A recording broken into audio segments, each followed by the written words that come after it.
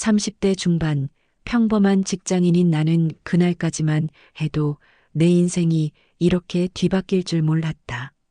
결혼 5년 차 안정적인 직장 생활을 하며 평온한 일상을 보내던 나에게 그녀가 나타났다. 신입사원 환영식 날 회의실 문이 열리며 들어온 그녀를 처음 본 순간을 지금도 생생히 기억한다. 키 160cm 정도의 적당한 글래머 몸매, 똘망똘망한 눈빛, 그리고 지나가는 모든 남자 직원들의 시선을 사로잡는 완벽한 비율. 나도 모르게 입이 벌어졌고 정말 예쁘다는 말이 머릿속에서 맴돌았다. 이러면 안 돼. 나는 결혼한 사람이야. 마음속으로 수없이 되뇌었지만 그녀의 모습은 이미 내 망막에 깊이 각인되어 있었다. 첫사랑을 닮은 듯한 그녀의 미소는 내 가슴을 두근거리게 만들기에 충분했다. 운명적인 회식 자리. 삼겹살집에서 열린 환영회. 팀에서 막내였던 나는 미리 가서 자리를 준비하고 있었다. 직원들이 하나둘 들어오기 시작했는데 갑자기 내 옆자리에 그녀가 앉는 것이 아닌가. 쿵쾅쾅쾅. 심장 소리가 귓가에 울려 퍼졌다. 혹시 들리지는 않을까 하는 걱정에 괜히 조마조마했다. 그녀가 웃으며 말을 걸 때마다 심장은 더욱 빠르게 뛰었다. 대리님, 고기 좀 구워주세요. 그녀의 부탁에 나는 열심히 고기를 구웠다. 알게 모르게 그녀 접시에 가장 먼저 가장 좋은 부위를 올려주었다. 조금이나마 가까워지고 싶은 마음에 술잔도 반쯤만 채워주며 세심하게 챙겼다. 대리님도 좀 드세요. 그녀의 한마디에 또다시 가슴이 뛰기 시작했다. 오랜만에 느끼는 설렘이 온머리를 뒤죽박죽으로 만들어 놓았다. 사장님이 신입사원 인사를 시키자 그녀는 일어나 살짝 부끄러워하며 말했다. 많이 부족하지만 열심히 하겠습니다. 사랑스러운 보조개와 예쁜 목소리에 내 마음은 완전히 무너져 내렸다. 너무나도 매력적이었지만 나는 가정이 있는 사람. 마음속으로 이러면 안 되라고 수없이 외쳤다. 술에 취한 그녀. 시간이 지나면서 선배들이 주는 술을 잘 받아먹던 그녀의 얼굴이 발그레해졌다. 술에 살짝 취한 그녀는 더욱 귀여워 보였고 기분이 좋아졌는지 나에게 생글생글 웃으며 말을 걸기 시작했다. 대리님도 고기 좀 드시고 저랑도 건배해 주세요. 그때부터 그녀는 계속해서 나에게 말을 걸었다.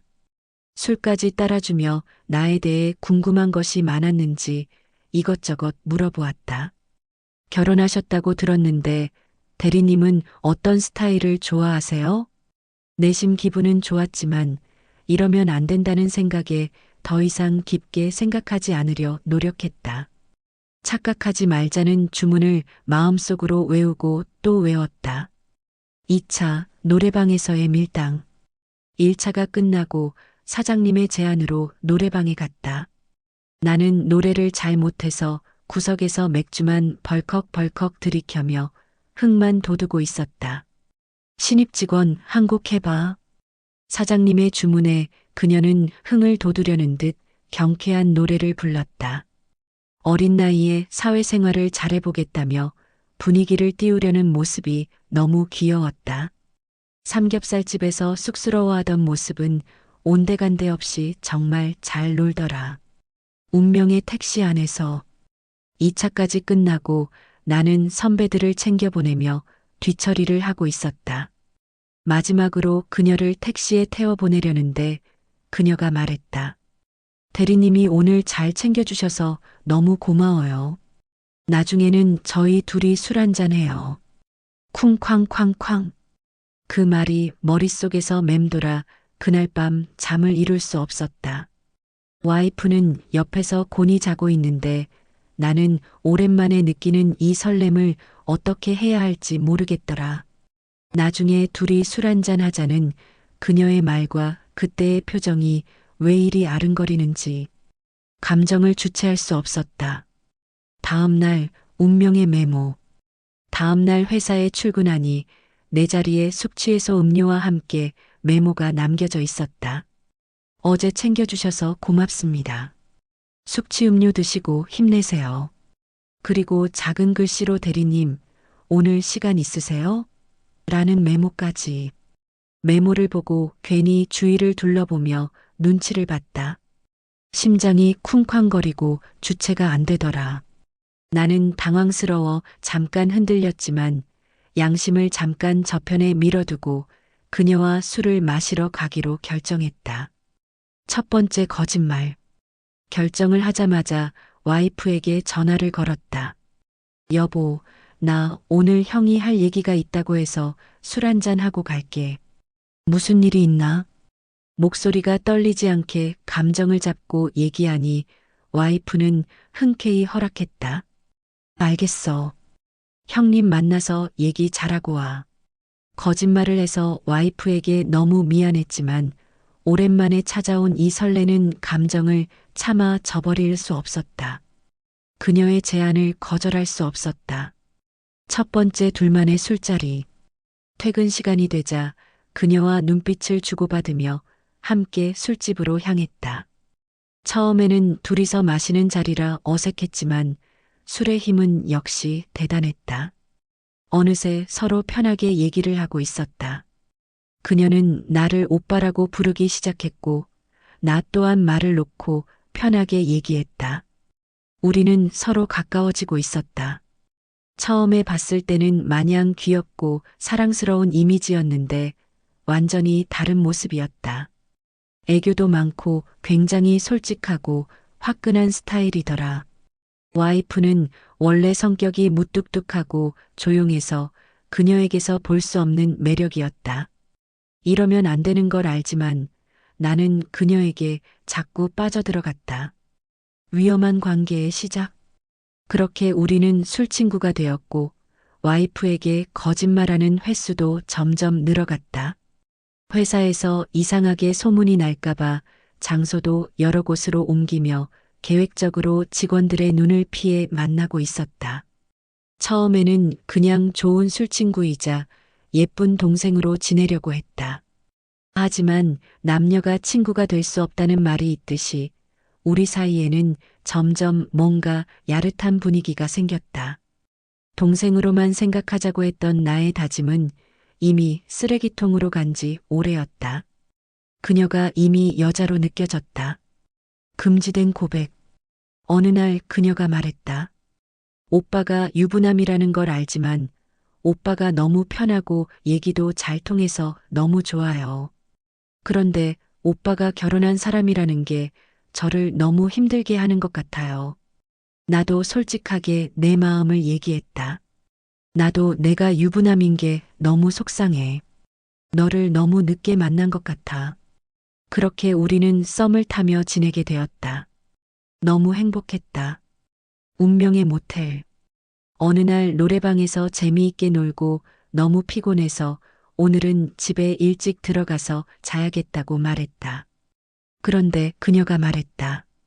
피곤하면 좀 쉬었다가 한 잔 더 할래요? 저는 술이 너무 모자라요. 뭘 쉬는데? 라고 물었더니 그녀는 모텔에서 좀 쉬었다가 한 잔 더 하러 가요라고 했다. 나는 당황해서 그녀를 쳐다봤고 그녀는 왜 싫어요? 라며 나를 올려다보며 깜빡깜빡 쳐다보더라. 그 눈빛에 이미 이성의 끈이 끊어져 버렸다. 넘어선 선. 우리는 손을 잡고 모텔로 향했다. 방에 들어서자 와이프는 더 이상 생각나지 않았다. 마음속으로는 이러면 안 되라고 외치고 있었지만 이미 나는 그녀와 입을 맞추고 있었다. 그녀의 하얀 피부와 풍만한 몸매를 직접 보니 너무 황홀했다. 우리는 서로의 몸을 탐하며 끝없이 탐닉했다. 이제 더 이상 돌아올 수 없는 강을 건너고 말았다. 하지만 그 끝이 어떻든 간에 지금 이 순간이 너무 달콤하고 짜릿했다. 일상이 된 불륜. 그렇게 관계를 가진 후 우리는 모텔을 밥 먹듯이 가기 시작했다. 역시 몰래 하는 불장난이 더 스릴 넘치고 재미있는 것 같았다. 너무 행복해서 요즘 야근이 잦아진다고 서운해하는 와이프 생각도 안 났다. 우리는 회사 비상계단이나 구석진 곳에서 몰래 만나 키스하고 만지곤 했다. 그렇게 분류는 일상이 되었고, 이제는 죄책감마저 들지 않더라. 변하기 시작한 그녀. 그런데 그녀가 어느 순간부터 연락도 만나자는 얘기도 뜸해지더라. 나는 왜 요즘 만나자는 얘기를 안 해? 나한테 뭔가 기분 나쁜 일이라도 있었어? 라며 혹시나 내게 대한 마음이 식은 건 아닌지 전전긍긍했다. 그래서 명품을 선물해 마음을 돌리려 했다. 선물을 주고 나면 다시 예전의 그녀로 돌아와 일이 끝나고 모텔에 가서 그녀의 살결을 느꼈다. 충격적인 발견. 또다시 만남이 뜸해지던 어느 날 퇴근길에 우리 회사 선배와 그녀가 함께 걸어가는 걸 봤다. 설마라는 생각이 들었지만 그런 게 아니겠지라며 애써 무시했다. 하지만 계속 약속 횟수도 줄고 그녀가 나를 조금씩 피하는 것 같았다. 모든 것이 무너진 날. 어느 날 회사에 한 선배의 아내가 찾아왔다. 아내는 오자마자 이 새끼랑 바람 피우는 년 나와 라고 소리를 질렀다. 모두 놀라서 쳐다보니 아내는 핸드폰을 꺼내 어디론가 전화를 걸었다. 그녀의 핸드폰이 울리기 시작했다. 너구나. 아내는 그녀의 뺨을 인정사정 없이 내리쳤다. 모두가 놀라 멈춰 있었고 그녀는 남편 관리 못한 게 자랑이냐? 당신이 뭔데 나를 때려? 라고 당당하게 말하더라.